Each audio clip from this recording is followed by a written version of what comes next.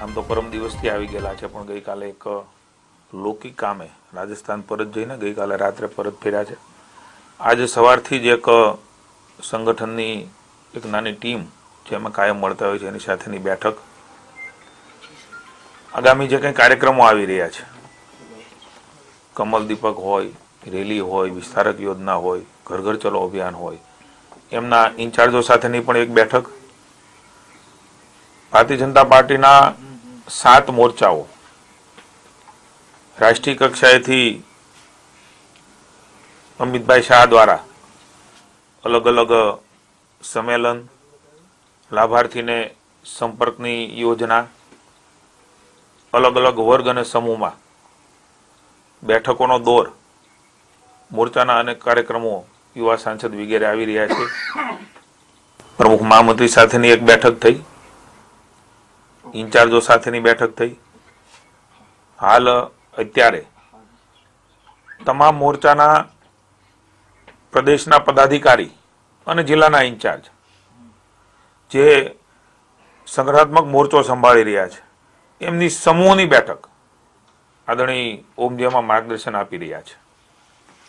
એક દિવસ વધારે આવતીકાલે પણ ઓમજી રોકાવાના છે.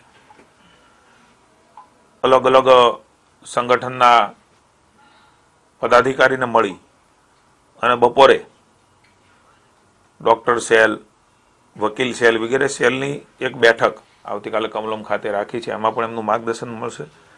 કુલ મળીને આવનારા દિવસોમાં ક્લસ્ટર સંમેલનો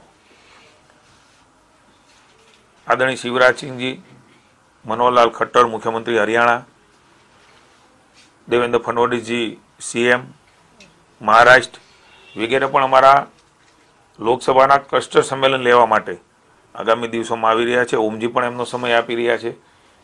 કુલ મળીને લોકસભાની ચૂંટણીની તમામ તૈયારીઓ ધરતી ઉપર જનસંપર્ક વધારે પ્રબળ બનાવીને કેન્દ્રની નરેન્દ્રભાઈની સરકાર અને રાજ્યમાં વિજયભાઈની નેતૃત્વવાળી ભારતીય જનતા પાર્ટીની સરકારની કરેલી કામગીરીઓ અને ભારતીય જનતા પાર્ટીનો વિચાર વધારે મજબૂત કરવા માટે કાર્યકર્તાઓ કમર કસીને કામે લાગે એ પ્રકારની બેઠકોનો દોર એ ઓમજીએ હાથમાં લીધો છે ને એમનું માર્ગદર્શન અમને પ્રાપ્ત થયું છે.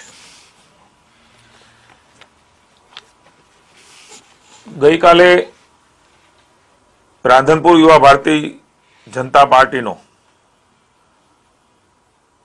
એક સંમેલન જે નવા મિસકોલ કરીને ભારતીય જનતા પાર્ટી સાથે, યુવા ભાજપ સાથે જોડાયેલા કાર્યકર્તાઓનું એક સંમેલન ગઈકાલે મળ્યું હતું.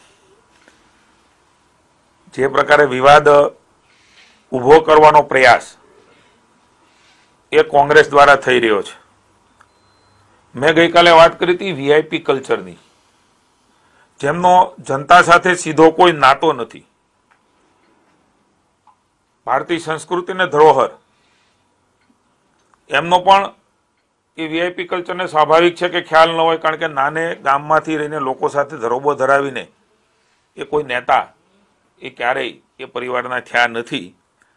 બટાટા નાખો અને સોનું નીકળે આવી વાત કરનાર નેતૃત્વ એ દેશનું હિત ક્યારેય ન કરી શકે એવું સમગ્ર દેશની જનતા પણ માને છે. આખી મારી વાતનું અર્થઘટન એ અલગ રીતે કરવામાં આવ્યું છે. મારી વિનંતીને અપીલ છે, આવું અર્થઘટન મહેરબાની કરીને ન કરો.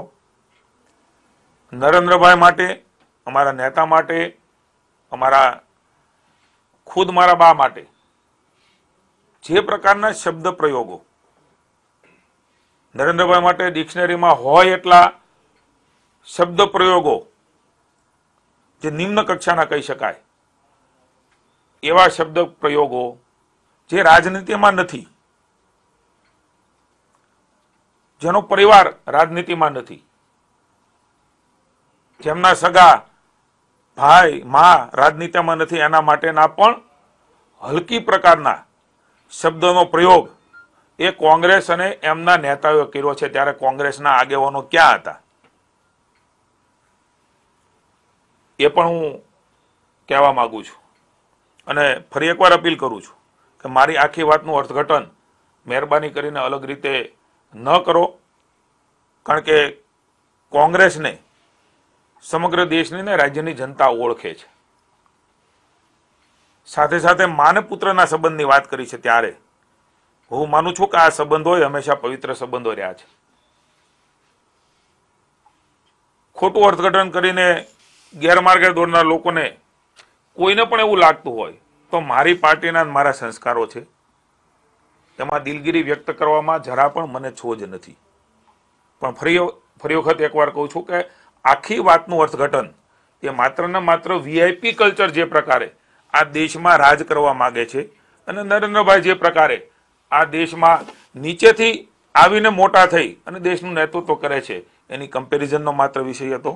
એટલે ફરી એકવાર આના અર્થઘટન અલગ ન કરવા હું વિનંતી કરું છું. રાજનીતિ એમના સ્ટેજ અને એમાં રાજનીતિ કરવાના જે કંઈ બાબતો હોય છે એ ભારતીય જનતા પાર્ટી બરાબર રીતે સમજે છે, જાણે છે ને એ રીતે અમે આ રાજ્યમાં ને દેશમાં રાજનીતિ કરીએ છીએ.